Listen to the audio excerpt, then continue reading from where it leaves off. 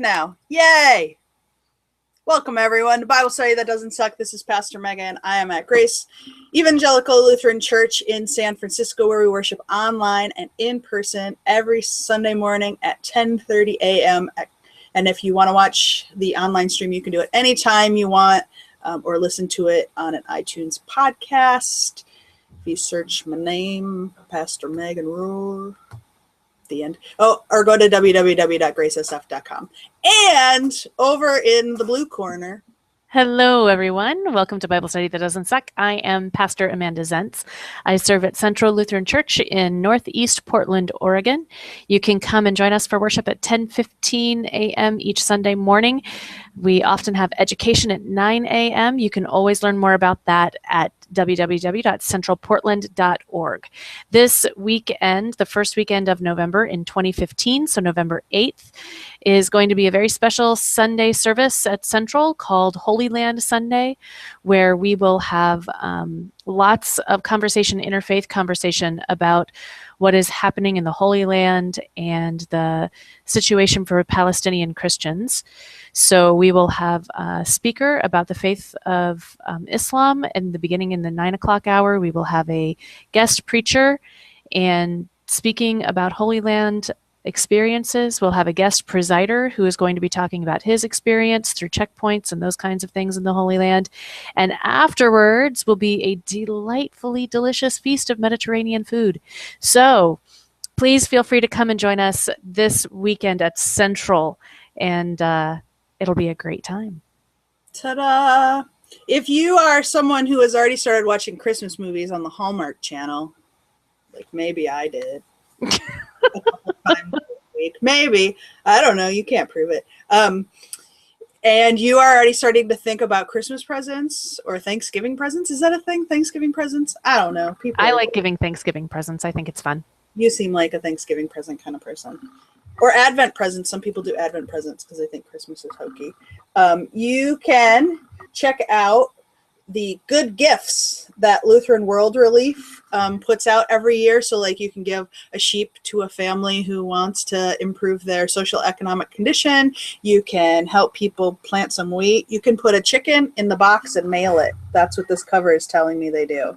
I don't think that's but you can go to lrwgifts.org or lrwcoffee.org. Where are they? LRW or LWR? LWR. Sorry, I'm dyslexic. Very good. It's the acronym for Lutheran World Relief, LWR. If you look up good gifts and Lutheran and World Relief, you'll probably find it. Absolutely. And those things are not you actually putting a chicken in a box.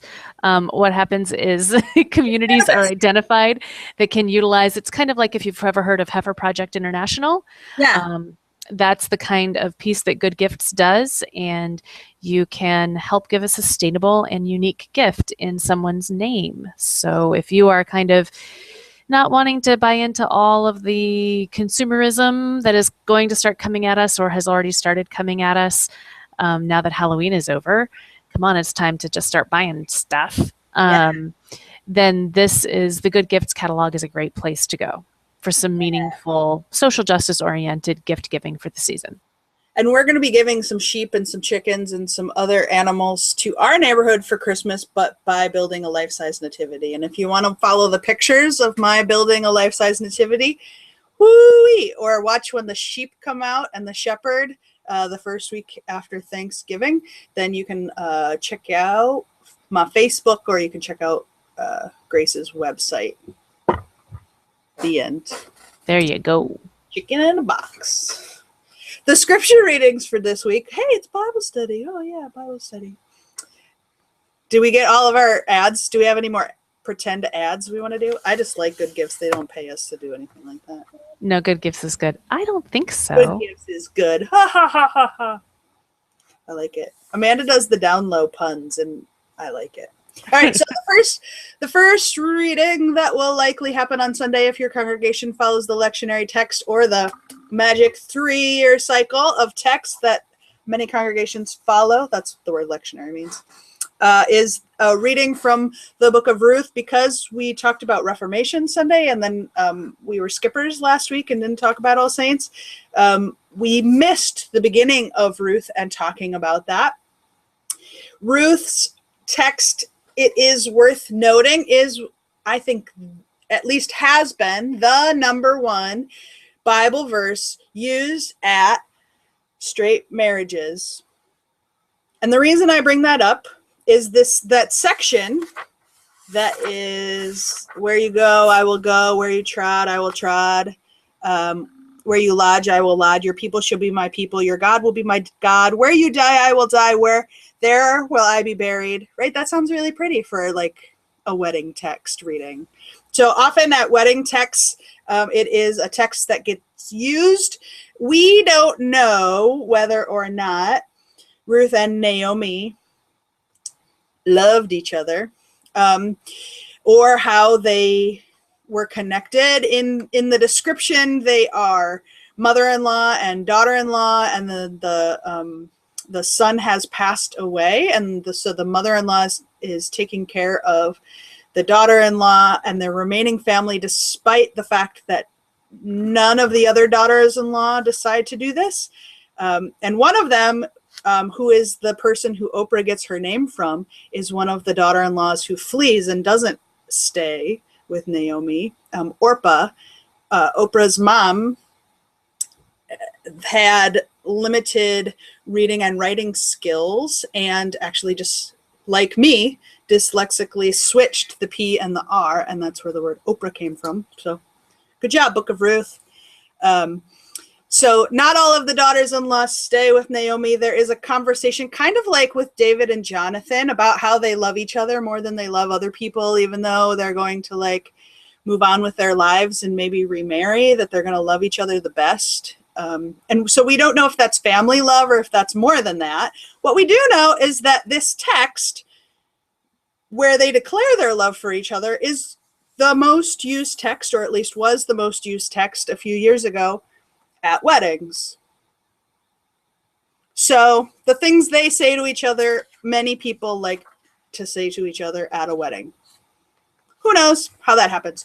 So I will be posting a link down here to a video called Drunk Bible. If you've ever watched the show Drunk History, it's under the premise that when someone is drunk and they try to tell you a story about history, it's funnier because they use common language and sometimes they fall off their chair and stuff like that. And so it's a spoof off of the show Drunk History. But the Drunk Bible video is about this week's reading, and it explains to you what's going on in Ruth's life. So the mother-in-law says to Ruth, okay, so the thing you need to know also is the social context for what happens when you are a widow. What happens when you are a single woman without a man to be in charge of the money? Think 1950s June Cleaver, in the way that you have to have a man with you to take care of the house, but then amplify it up so that those stories that Jesus is talking about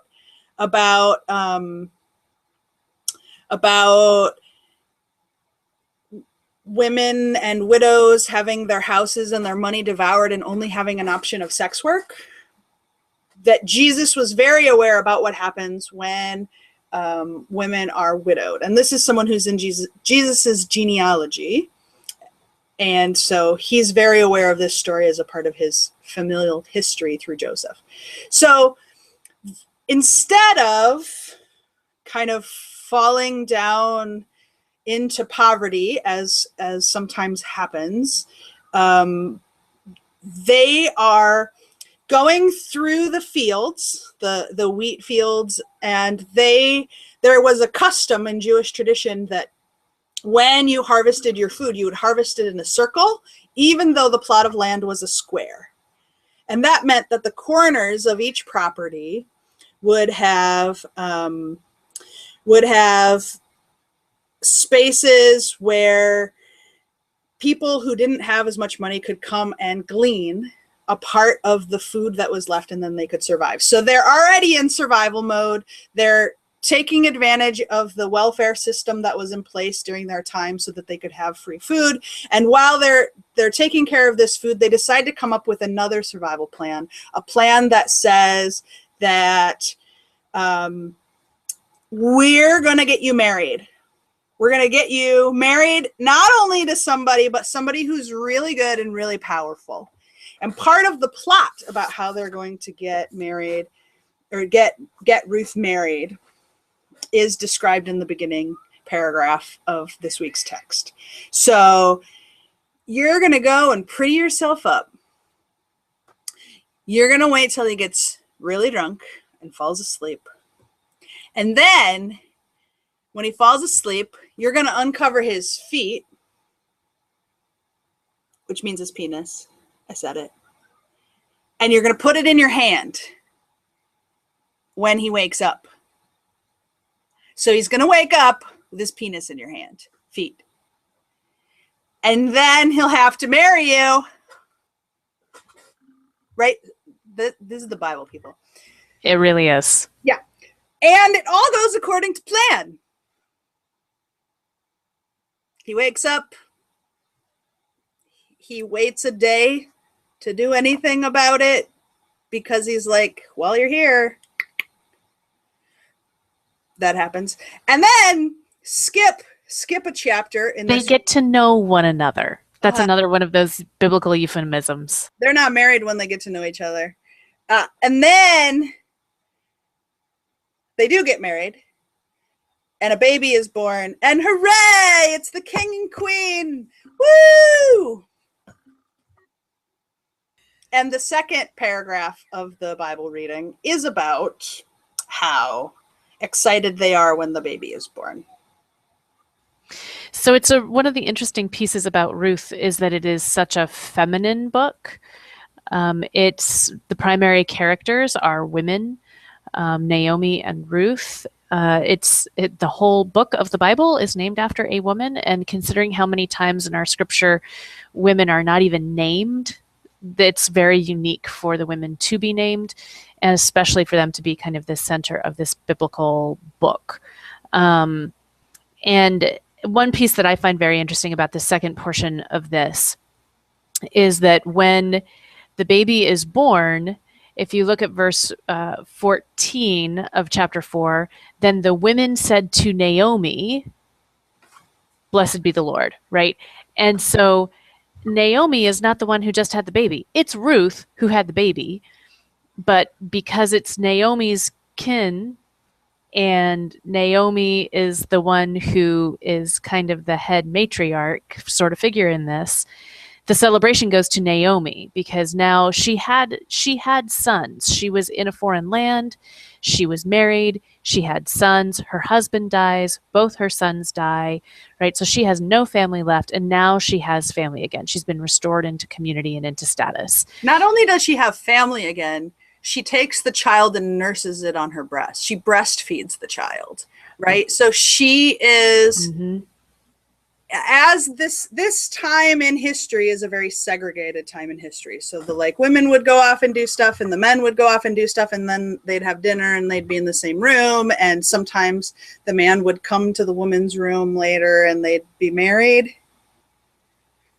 And then you'd have separate rooms that you live in. You had separate friends. You had separate daily agendas. You had separate stuff that was happening.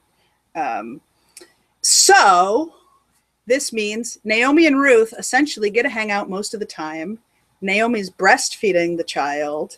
We don't know. Is this an instance where two women get to do most of the spending of their time together and raise the child together? Does Naomi take on the role of grandma to the child, or does Naomi take on the role of mother to the child? We don't know the answer, but we know that she breastfeeds. And we have other experiences. There are other stories, like the story of Moses, where family become the nurse of a baby in order to stay connected to it. And in verse 17, you see the women of the neighborhood give the boy a name, saying a son has been born to Naomi, right? And not to Ruth, but to Naomi. Ruth is also a foreigner in this Jewish land now. So there are some issues about immigration and issues about voice and role and immigration pieces in here. So it's very interesting. And for those who've heard some of Jesus's genealogy, but maybe not a lot, or maybe you have heard some history, maybe not a lot, but the next line is really interesting. They named him Obed. He became the father of Jesse, the father of David. So David is the big king, and Jesse was the big king's father. And so this is the origination story of the grandfather of King David, who's a very, very substantial person. So the grandfather of King David comes from this foreign girl, but again, who doesn't maintain her voice after her work is done. She has immigrated, but yeah, her work is done. And she's still the one married, and we don't know whether or not she has additional children with Boaz. It is Boaz, right? Yep. Yeah. And Boaz also has other wives in this story. Yep. But part of what is interesting to talk about, particularly because we talk about justice lenses, is about the sexual difficulties and inequalities that people might face. And we don't need to label this from contemporary standpoint, but to feel like you have no options except for to trick someone into marrying you. Maybe it was love at first sight at the agricultural floor. I doubt it. Not really. Not at all how it's portrayed, right? Maybe if you want to have a Hallmark spin on the story. But the one thing that this story does teach us is that sexual impropriety, not necessarily from the point of like, should they have had sex? There's a lot of things you could make up as being like sexual impropriety in the story. You could say they should have waited till they were married. I'm only speaking about someone trying to trick another person into being sexual with them and trying to trick another person into marrying them. That's problematic behavior. It might have had really good intentions, but it's problematic in my book to try to trick someone into sexual behavior and into marriage. Even if it's in the Bible, even though it's in the Bible, and Yeah. Ruth is lifted up and Naomi is lifted up for having done this. Right. And hooray for unethical. women using the tools that they have to. Absolutely. There's ways that this is fantastic for justice. There's ways that this is problematic. So I'm not labeling it as sinful or in any certain way. I'm just saying the problematic way that this relationship begins becomes a part of a genealogy story. So there are people who their grandparents experienced a trauma and we don't talk about it. And then the kids experience that same trauma in their lives and then no one talks about it.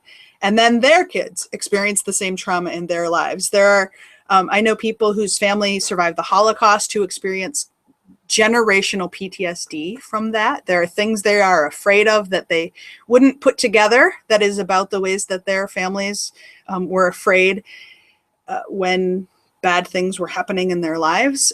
My wife, Laurel, when she was playing as a small child, her grandmother, like if she was playing with the lights, her grandmother would say things like, "Stop signaling the Nazis," right? And she experienced it as a playful thing that her grandmother was saying her, but in retrospect, you can see how it's, generational trauma that's being passed on to the next generation. So there are ways in which sometimes, like sobriety can be one of these things. Like if we are in a family where abuse of substances is a part of the family dynamic, whether it's genetic or whether or not is a part of our behaviors in our family, family members are twice as likely to have the same issues, and it becomes like 4 times as likely if there's more than one member of your family who has addiction issues. And so there are things that kind of run through our bloodline, whether it's nurture or nature or science or however you think that these difficult things are happening.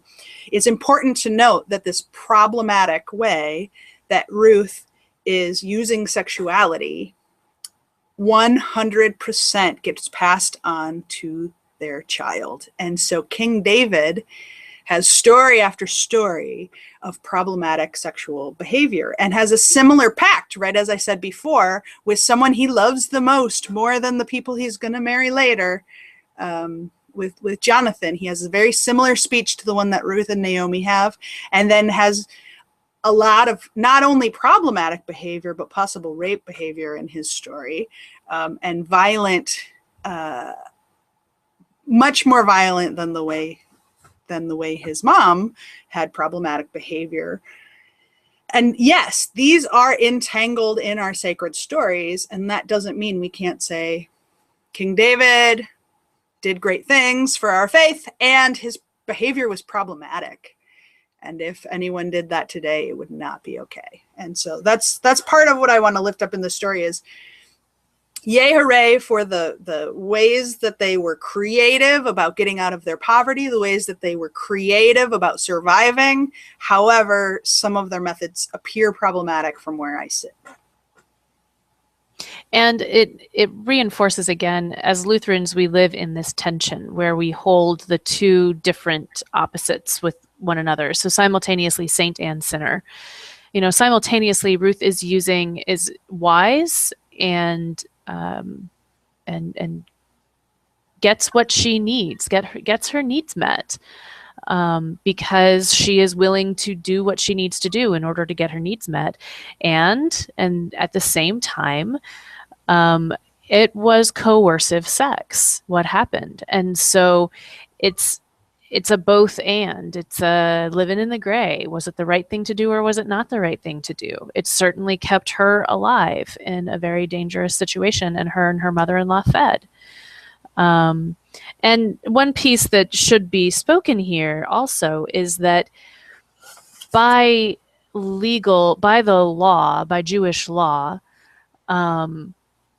Ruth, this particular individual, Boaz, is someone who should have married once Naomi lost everybody, right? He should have taken her in. He didn't at first, and so this is one way that they are forcing the law, and forcing him to do what the law prescribes. So it's all messy. And that's the thing, is that I think sometimes we really get caught in the Bible being black and white. Here's the good and here's the bad, and here's how you should be and here's how you shouldn't. The book of Ruth is really good at showing nuance and really good at showing all sorts of possibilities in our faith story that are not cut and dry, are not clearly good, and are not clearly evil.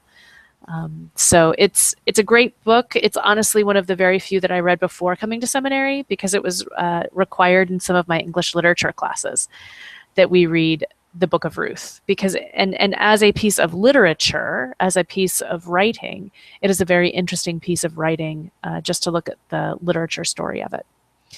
I recommend, I'm going to double check on who the person is, but we had a guest speaker at a Senate assembly, which is where a whole bunch of pastors and people from congregations get together for a couple of days. And she led the entire study on the Book of Ruth from the point of view of the immigrant and immigration. And it was a bishop's convocation. That's what it was. So it was all pastors doing the Bible study together. And it's a really interesting way to look. It's just another lens to look at the story of Ruth through, and to look at it through the eyes of someone who has immigrated and is looking for safety and security and profession and those kinds of pieces. So I'll see if I can find exactly who that was and if that resource is available, and we'll see if we can put it down here. Absolutely. Absolutely. So the difficulty with this text is that on a typical Sunday morning, it's complex and hard to do a sermon about a couple of weeks before Thanksgiving and a couple of weeks before Christmas is going to happen. And particularly because what many pastors experience, or at least what I experience, is that as Thanksgiving and Christmas get closer, the generational anxiety that we have, the disagreements that our families have fought about for years and years and years, rises to the surface. our sadness that we've lost someone who is important to us, who is no longer around, rises to the surface. A lot of things that we might have really good self-care for most of the year can bubble up to the surface around Thanksgiving and Christmas because they are emotional holidays and they are family-centered holidays. So as Thanksgiving and Christmas approaches, I prepare myself that there will be people who are experiencing emotional stuff, that there will be a greater need for pastoral care at the exact same time that there's way more worship services and work to do in the church space. And so that can be a problematic coming together of more pastoral care being needed and more work that is needed to be done. And knowing this, many pastors might skip over of the trauma part of what's happening in the text and try to focus on something that's positive, or try to focus on ways that families are coming together, or start talking about being thankful, or start doing their end of the year, holy crap, we haven't brought in as much money as everyone pledged. Will you please start to get the money in, because when Advent comes, I can't talk to you about the money anymore, and we got to get this in before Thanksgiving. So know that some of these issues might not necessarily pop up in your church service, but one of the things that will make it more likely to pop up and make it harder is that the people who picked these scriptural texts and put them all together doubled down this week, right? So for those who want to ignore the fact that it was hard to be a widow and that women get taken advantage of in our society, you can ignore it once in the Ruth text, but it pops up again in the Mark text. And we have the story of the widow, the poor widow, who in order to go to the temple and worship is required to pay a tax to the temple. And this tax to the temple is her final amount of money. And this idea that in order to go to church, she had to put in her last savings. So she'll get to go to church for the day, get to go to temple for the day, but she will have nothing to eat, and she will have no house, and she will have nothing. And all of these vulnerable different things will happen to her after the story. And it is designed to make us ponder how hypocritical we are as church people. Because the text begins by talking about people who are wearing long robes and praying fancy prayers about saving the earth and about bringing justice in the world and about feeding the hungry. And hypocritically, as a pastor, when I read this Mark gospel, I will be wearing a robe, and later in the service we'll be praying about how to end all of these difficult things. And so the first couple sentences are about how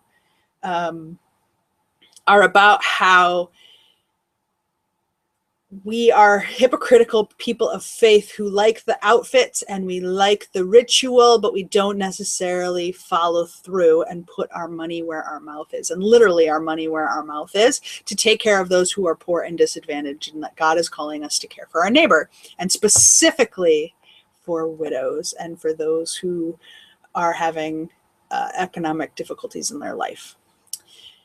So it creates a little bit of a difficult situation for pastors who are trying to avoid these really deep issues of injustice, and the idea that people get put into very difficult circumstances is one that it's going to be very hard for pastors to avoid, because it is in both the Old Testament text and in the New Testament text. So this story of the poor widow coming back up is not an accident in the people who put these texts together. And it's I think, designed to encourage pastors to avoid the desire to not face the music of injustice that continues to happen in the world, despite our rituals and our prayers, that we got to do stuff. And in the Hebrew, where a lot of the commands about caring for the poor, a couple weeks ago, the reading was the Hero Israel, love your neighbor. text. In the Hebrew, the language was different. So the word for hear is the same word for do. So it implies when it says, "Hear, O Israel, take care of your neighbor," it's not just saying, listen up. It's saying, listen, understand, and do, all in the same word. Isn't that just faster than saying, put your money where your mouth is, you hypocrite who wears lots of robes and goes into synagogues and places of honor at banquets? It's way faster to just use that one word, Shema, to tell people to get their act in order. So that's what I think's up. Double down on the widow text this week. You got any thoughts about the Mark robe and widow language, Amanda? Well, I think it's interesting because this is one that it resonates with people. You find this text again in other gospels. It's not only in Mark, it's in others. And I think that there are lots of folks who almost in some ways use these kinds of texts to give you an excuse. You were talking about avoiding the hard stuff. And I think some of these texts also get used to avoid hard conversation about money. The Mark and the Matthew, don't tell everybody what you're doing. Don't trust people who are making a big deal out of this. Look at the widow who's just putting something in on the side and everything, and just her generosity and those kinds of pieces. And so people end up incorporating this as don't talk about how much money you give, and you should be giving so much that it hurts, or at least that particular widow saint did. But I'm so much of a sinner, I could never do that. I could never be that generous. I couldn't pull that off. And besides, I really don't want to talk about money because money is really, really hard to talk about. And I have a lot of shame around my money, so I'm not going to talk about that. So you don't know how much I'm going to give because I'm not going to be one of those people who's, in a robe and making sure everybody sees how much I give when I give. I'm just trying to be like the widow. So again, it's this both and thing where we both need to not be bragging and telling everyone just how much we're doing for other people, because that doesn't exactly build up the kingdom of God. And it's not actually helpful for us to not share at all about our experience with money and how that affects and impacts our faith experience. The widow, I have seen such incredible strength in those who live on the poverty line or below the poverty line, who have a generosity that folks who don't live on the poverty line don't have in them. Because I think that there is a part of being in poverty that better than those who haven't been there, that God does provide. That at the end of the day, somehow you've made it through another day. And there is a generosity in that community that keeps things going around so that everyone has enough and no one has too much. That is, I think a part of the kingdom. And I'm not trying to idealize it. I'm not trying to say that that's the way that people should live. I'm not trying to say that that is an easy lifestyle by any stretch of the means. I am simply observing that I have seen more generosity and more abundant generosity from those who live on the poverty line than I have seen on average in other places. Now, that's not to say that there have not been wealthy individuals who are phenomenally generous with their abundance. Maybe it's mostly those of us in between who have a difficult time understanding our abundance.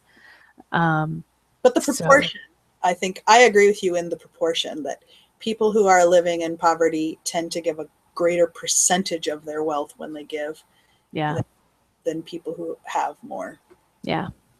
And I hear people talk more about fear, that when they have retirement accounts, when they have large bank accounts, when they have large insurance policies or trust funds. And I get it. We all want to make sure that as we age and as we move towards whatever our end will be, that we want to have enough money to live comfortably as long as we are living. And I affirm that. I want people to have the best quality of life that they can have as long as they can have it.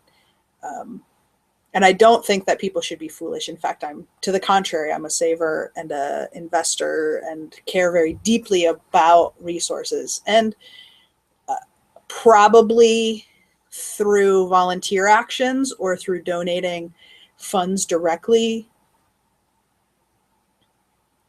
donate more of my percentage of my salary than people who make a lot more than me as well. I think a lot of pastors do that. A lot of pastors give not only in their money that goes on the budget books, but in giving time above what is normal office hours, and in giving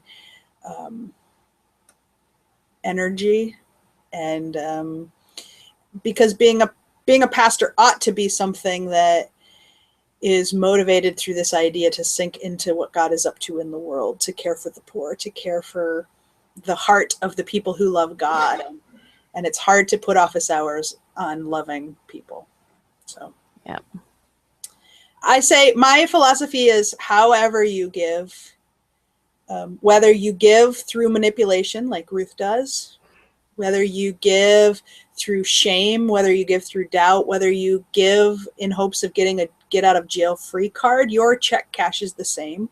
Most organizations that work with people living in poverty, whether it's domestic abuse shelters or it's homeless programming or it's children's programming, the reason you're going to get 1 million things of mail between Thanksgiving and Christmas is many of those nonprofits raise about 8 months of the next year's work between Thanksgiving and Christmas. And regardless of the motivation that you give from your cash checks, your check cash is exactly the same.